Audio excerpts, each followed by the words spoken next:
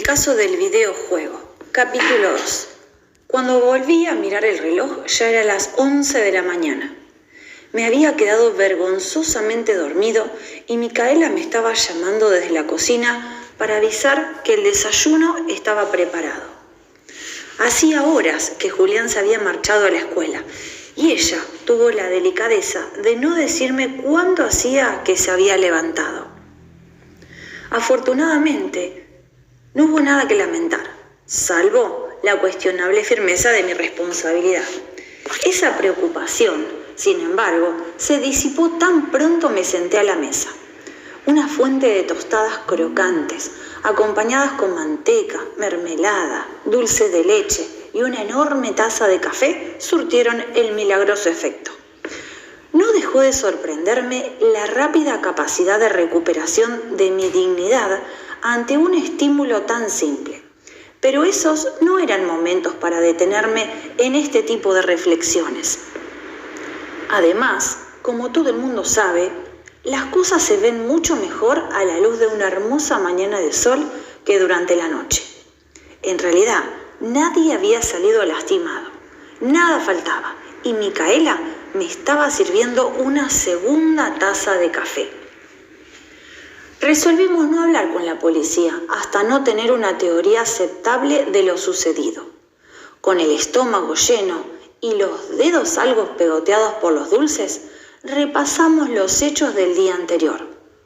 La primera conclusión a la que llegamos fue que las incursiones sufridas por ambos eran prácticamente idénticas y que, por lo tanto, debían de estar relacionadas entre sí. A esta altura de los acontecimientos, ya había hablado por teléfono con mi madre y había confirmado que no había pasado por mi departamento. Es decir, que alguien se había metido en mi oficina, en mi casa y en la de Micaela buscando algo. Todavía no sabíamos qué, pero teníamos la fuerte sospecha de que Diego conocía la respuesta. El problema era que había desaparecido. En ese momento llegó Julián de la escuela, así que suspendimos la investigación para ocuparnos del almuerzo. ¿Qué querés comer?, le preguntó Micaela. Papas fritas con huevos. A mí me pareció una excelente idea, pero ella nos desanimó rápidamente. Lo único que me falta ahora, ponerme a freír papas. Entonces, ¿para qué preguntás? Si siempre haces lo que querés. Reaccionó Julián con impecable lógica. Tiene razón, me metí yo, que tenía ganas de comer papas fritas con huevos. Si querés te ayudo, las pelamos en un ratito y... No, señor, es mucho trabajo, se empecinó Micaela. Voy a hacer polenta. Siempre lo mismo, polenta, protestó él. Sí, polenta, voy a hacer polenta. Salchichas con puré, propuso Julián, decidido a no rendirse sin luchar. No está mal, tercié. De ninguna manera, se mantuvo Micaela. Polenta o nada. Fideos con manteca, negoció de inmediato Julián, que por lo visto no era un hueso fácil de roer. Ella dudó durante algunos segundos y luego aceptó. Está bien. Y que sean moñitos, exigió él, aprovechando la breve vacilación de su hermana. Eso, moñitos con manteca, lo respaldé. Está bien, se retiró Micaela con una sonrisa, dejándonos con la falsa sensación de que habíamos triunfado. Al cabo de una hora, los fideos eran historia, y Julián, que parecía exclusivamente concentrado en pelar con esmero una banana, dijo: me olvidé de decirte que ayer estuvo Diego. Sus palabras, pronunciadas al descuido, sonaron en nuestros oídos como la alarma de un despertador gigante vibrando dentro de una lata vacía. ¿Dónde?, exclamó Micaela. Aquí, contestó él con la boca llena. ¿Estuvo en casa? ¿Cuándo? Ayer a la tarde, cuando estabas en la facultad. ¿Por qué no me lo dijiste antes? Porque me olvidé. Vino a traerme un juego para la compu, respondió, alejándose tranquilamente con otra banana. Micaela y yo nos miramos. tratando de digerir ese dato inesperado. Pero un alarido de Julián nos interrumpió. ¡Micaela! Corrimos asustados a su habitación y lo encontramos revolviendo frenéticamente su escritorio. ¿Qué pasa? ¿Por qué gritas así?, preguntó Micaela. Me falta un disco, dijo él, volcando el contenido de una caja sobre la alfombra. ¿Dónde está? ¿Qué sé yo? Busca bien. ¿Lo habrás dejado tirado por ahí? No, ayer lo guardé en esta caja antes de ir a inglés y después no lo usé, estoy seguro. ¿Qué había en el disco? Un juego. Aunque me imaginaba su respuesta, le pregunté, ¿el que te trajo Diego? Sí, confirmó él. Ciertas piezas empezaban a calzar y sabíamos lo que habían buscado los ladrones, pero el asunto se estaba transformando en una desproporcionada e ingobernable bola de nieve. Cada descubrimiento, lejos de aclarar el panorama, traía aparejados nuevos interrogantes que no lográbamos interpretar. ¿Para qué quería alguien robar un videojuego? ¿Por qué Diego se lo había entregado a Julián? Y por otra parte, se habían recuperado el disco. ¿Qué papel jugaba la visita de Gaspar en esta historia? Lo cierto era que habían hallado lo que querían y no tenía sentido que volvieran a aparecer. Aparentemente ya no corríamos peligro y resolví marcharme por unas horas. Había llegado el momento de tomar la iniciativa. Me senté en el Citroën y, mientras trataba de hacerlo arrancar, me puse a pensar por dónde comenzar. La punta para desentrañar este intrincado billo era, sin ninguna duda, Diego. Lo habíamos conocido hacía varios meses en una fiesta. Nos había caído bien, tenía buena onda, era simpático y se dedicaba a desarrollar sistemas para computadoras. Pero en realidad, eso era todo lo que sabíamos de él, y era bastante poco. Cuando estaba a punto de quedarme sin batería, el motor del auto se percató de mis intenciones, consintió en despertarse y con cierta indulgente pereza se puso en funcionamiento. Sin exigirlo demasiado, me encaminé a mi estudio. Al entrar, una rápida mirada me bastó para confirmar que estaba tal como lo había abandonado la tarde anterior. Una reconfortante novedad que, dadas las circunstancias, no dejó de asombrarme. Busqué una cajita de cartón en la que conservo papelitos que nunca sé dónde guardar y cerca del fondo encontré la tarjeta de Diego.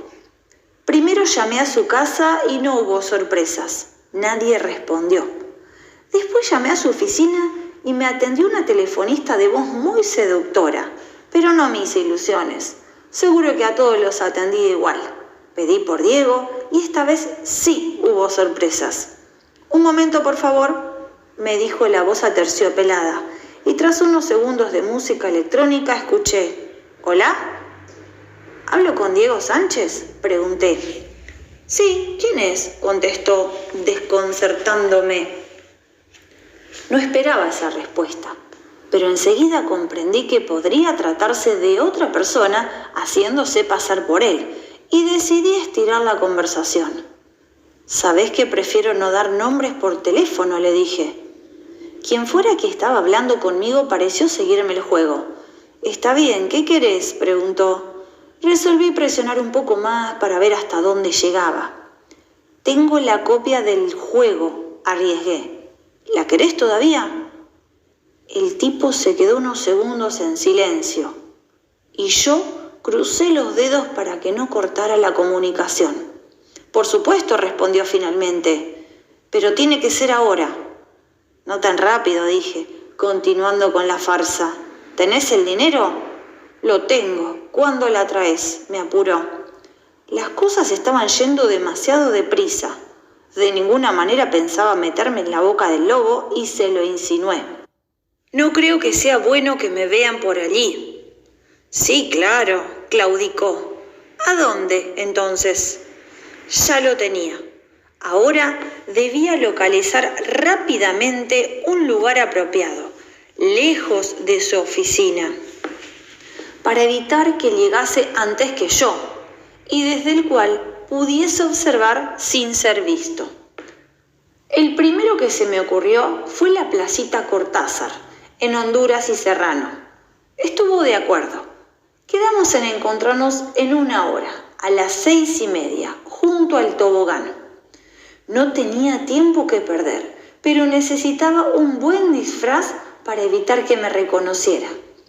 Tomé mi impermeable y bajé al bar de Pepe. Le pedí prestado sus lentes ahumados, una bufanda y su gorra. Y con mi nueva apariencia a cuestas, me dirigí en un taxi a la cita. No confiaba en los arranques temperamentales del Citroën. Llegué en 15 minutos y entré a El Taller, un café ubicado en una esquina frente a la placita. A esa hora de la tarde no había mucha gente, así que pude elegir una mesa junto a los ventanales. Desde allí tenía una excelente visión del tobogán. Al mozo no le llamó la atención mi aspecto, casi ni me miró al atenderme. Era una buena señal. Yo tenía un poco de hambre. Desde los moñitos con manteca no había comido nada, pero me pareció que no era una ocasión apropiada para merendar y pedí un café. Aunque a ver las tortas, me arrepentí. Había de chocolate y de manzana. Me incliné por la última, era más liviana. Instalado en mi observatorio, me concentré en vigilar la placita. Todavía había buena luz. Estaba poblada de chicos, con sus madres, y algunos jubilados ocupaban los bancos. Terminé la torta a las 6:10, sin que se percibiesen movimientos extraños. Pensé en pedir otra porción, esta vez de chocolate, pero lo descarté. Después de una eternidad, miré nuevamente el reloj. Eran las 6:25. El paisaje de la plaza no había cambiado. Las mismas mujeres, los mismos chicos y los mismos jubilados. Seguí esperando hasta que por fin se hizo la hora del encuentro. Pero nada. Pasaron algunos minutos más y cuando, desanimado, me disponía a ordenar otro café, un hombre bajó de un auto que acababa de estacionar en la vereda de enfrente. No podía verlo muy bien, pero estaba seguro de que no era Diego. Era corpulento, tenía bigotes y usaba un sobretodo oscuro. Caminó lentamente hacia uno de los extremos de la placita. Los segundos parecían transcurrir como si fueran horas, y el tipo se movía muy despacio. Por fin llegó al tobogán y se detuvo. Se quedó ahí parado, menos inadvertido que un rinoceronte en un criadero de pollito, hasta las 6:45. A esa hora, exactamente, sacó algo del bolsillo de su sobretodo y se lo llevó al oído. Era un celular. Escuchó lo que le decían, miró hacia el auto, asintió con la cabeza y volvió a caminar hacia él. Allí había alguien más. Intenté distinguir su rostro, pero fue inútil. El auto tenía los vidrios polarizados. Evidentemente habían resuelto marcharse y empecé a desesperarme. Había armado esta trampa para saber si era Diego el que había hablado por teléfono conmigo, y para ello necesitaba comprobar que estuviese en el coche. Tenía que hacer algo y tenía que ser rápido o todos mis esfuerzos terminarían yéndose al diablo. No me quedaba otra alternativa que la de abandonar mi escondite y aún, a riesgo de que me descubriesen, decidí acercarme. Afortunadamente no hizo falta.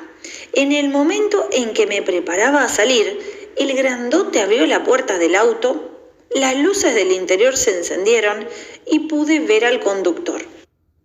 Fue un solo instante, ya que partieron de inmediato, pero fue suficiente.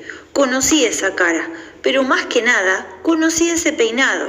Era el inconfundible peinado con gel del joven ejecutivo moderno.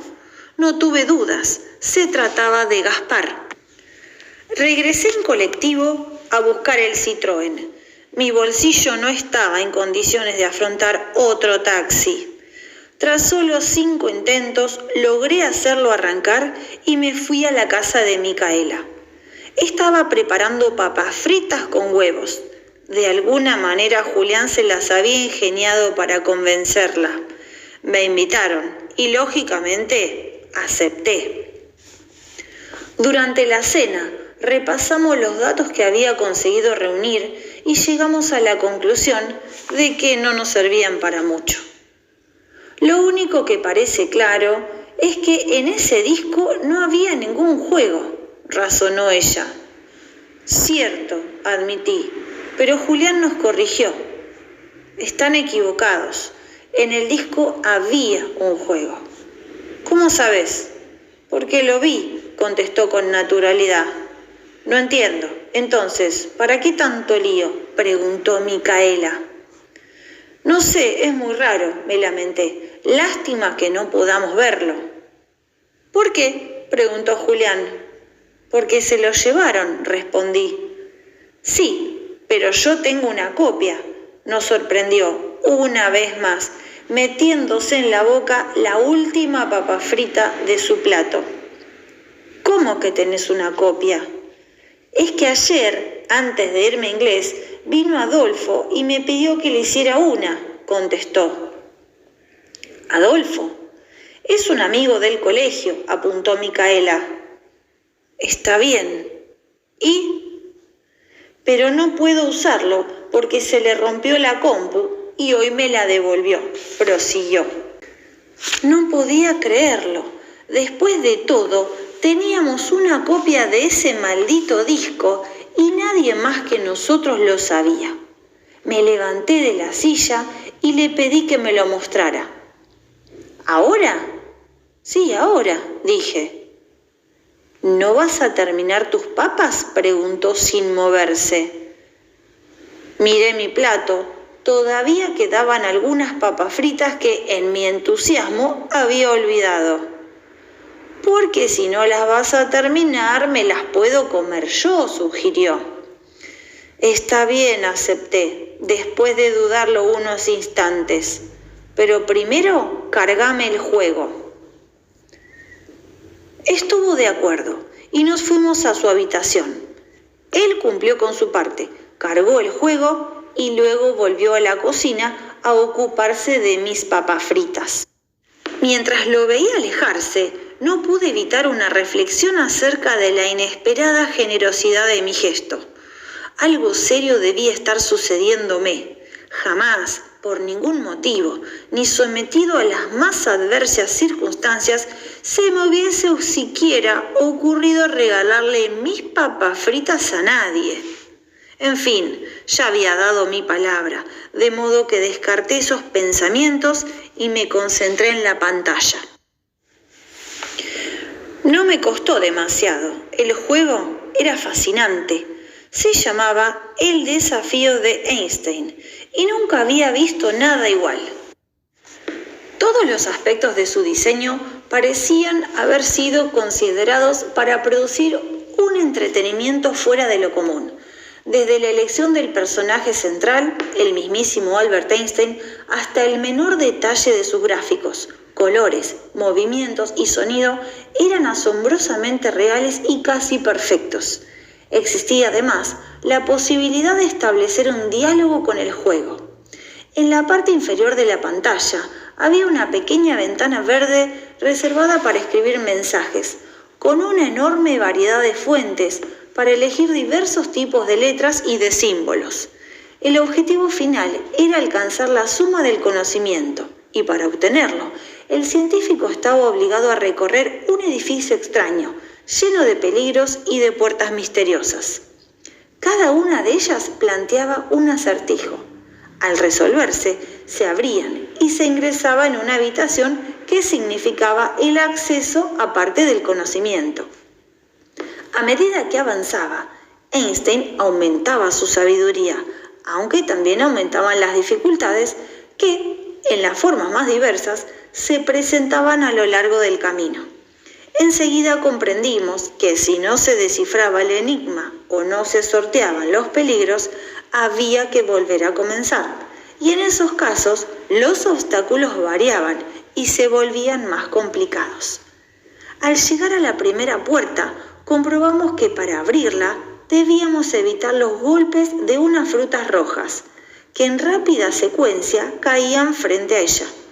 Calculé el tiempo para eludirlas y adelanté al personaje. Pero la puerta no se abrió. En su lugar, una de las frutas golpeó de lleno en la cabeza de Einstein. En ese instante estalló un sonido estridente. La pantalla se pobló de estrellas de colores y el sabio, aturdido, me gritó: «Usa tu cabeza, no la mía». Tuve que volver a empezar.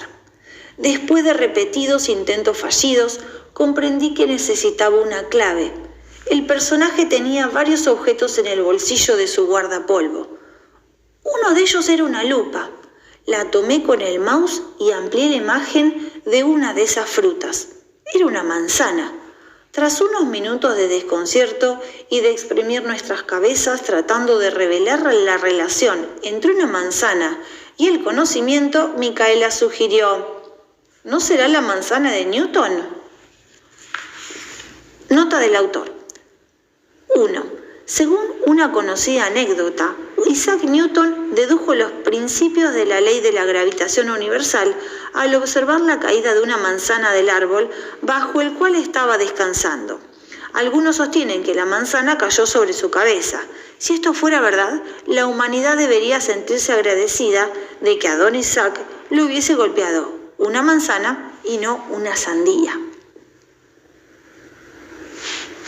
Desde un rincón de mi memoria estudiantil, rescaté esa historia y su relación con la fuerza de gravedad. Podría ser, pero ¿cómo explicárselo a la computadora? Recordé entonces que el símbolo de la gravedad es la letra G y decidí correr el riesgo.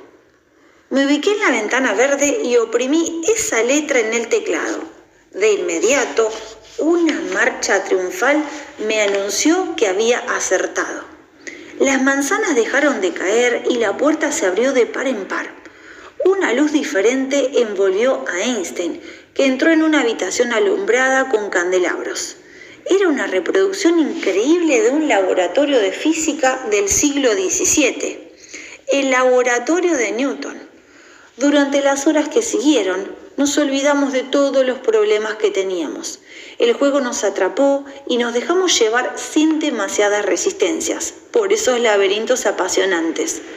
Ingresamos al Observatorio Astronómico de Galileo y observamos, a través de su telescopio, los satélites de Júpiter tal como él los había visto. Estuvimos junto a Sabine en el inspirado instante en que descubrió la vacuna oral contra la poliomielitis. Y desde la ventana del estudio de Benjamin Franklin, divisamos su figura recortada en el jardín cuando capturó un rayo con su cometa en medio de una noche tormentosa. Finalmente Julián nos hizo volver a la realidad. «Quiero acostarme», dijo reclamando su habitación. Resolví quedarme con el disco. Era demasiado peligroso dejarlo allí. Después de verificar que ningún rastro del juego hubiese quedado grabado en la memoria de la máquina, me marché. Al llegar a casa, abrí la última lata de coca que quedaba en la heladera y me tiré en la cama a pensar. Las cosas se estaban poniendo espesas. Diego no aparecía por ninguna parte y tenía la sospecha de que Gaspar y sus socios no estarían ansiosos por involucrarse en una denuncia. Diego podía estar corriendo algún peligro y nuestras posibilidades de ayudarlo eran muy pocas. Había llegado el momento de acudir a la policía. Tenía el teléfono del comisario Galarza. Nuestra relación nunca había sido muy buena, pero era el único cana que conocía. 2. Ver el caso del cantante de rock y el caso de la modelo y los lentes de Elvis. Nota del autor número 2. Aunque era muy tarde y no sabía si lo encontraría en su despacho, decidí intentarlo. Me tendió una voz áspera, laboriosamente obtenida a base de sueño atrasado, cigarrillos negros y café recalentado. Solo dijo: investigaciones, pero fue suficiente para que lamentara haber llamado. Claro que a esa hora de la madrugada yo no tenía por qué esperar frases ingeniosas o expresiones de alegría en el departamento central de la policía. Ah, sí, buenas noches. ¿Estaría el comisario Galarza, por favor?, balbucié, y ya totalmente arrepentido de no haber esperado hasta el día siguiente, agregué enseguida: pero si no está, puedo llamarlo mañana. La voz cansada no se molestó en contestarme. Creo que ni siquiera escuchó mi estúpida sugerencia. El tubo enmudeció un par de minutos y cuando empezaba a creer que se había olvidado de mí, el comisario, que después de todo estaba, apareció en la línea. ¿Quién habla? Hola, comisario, soy yo, Nico, contesté. ¿Se acuerda de mí? Sí, dijo. Galarza era un hombre de pocas palabras. ¿Cómo anda? Hace tiempo que no nos vemos, proseguí, con la absurda intención de iniciar una conversación amable a las 3 de la mañana con un comisario. Es cierto, admitió, pero supongo que no me habrá llamado a esta hora para recordármelo. El hombre tenía razón. Resolví abandonar mi pose de doncella ingenua y sin más rodeos le conté mis temores acerca de la desaparición de Diego. ¿Cuándo fue la última vez que lo vieron?, preguntó. Hace 2 días, dije. No hubo respuesta, así que continué. Ya sé que es poco tiempo, pero estamos preocupados. El silencio persistía del otro lado de la comunicación y comprendí que estaba hablando solo.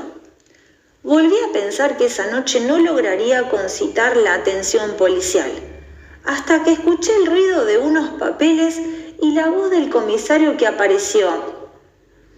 ¿Cómo dijo que se llama su amigo? Se lo dije, y él volvió a preguntarme: ¿este Diego tiene un Fiat celeste?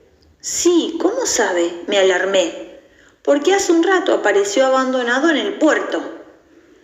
A lo mejor él lo dejó allí, sugerí, con mi optimismo sólido como un castillo de naipes. Podría ser, pero... ¿Pero? Lo apuré, presintiendo que su respuesta encendería un ventilador sobre mi castillo.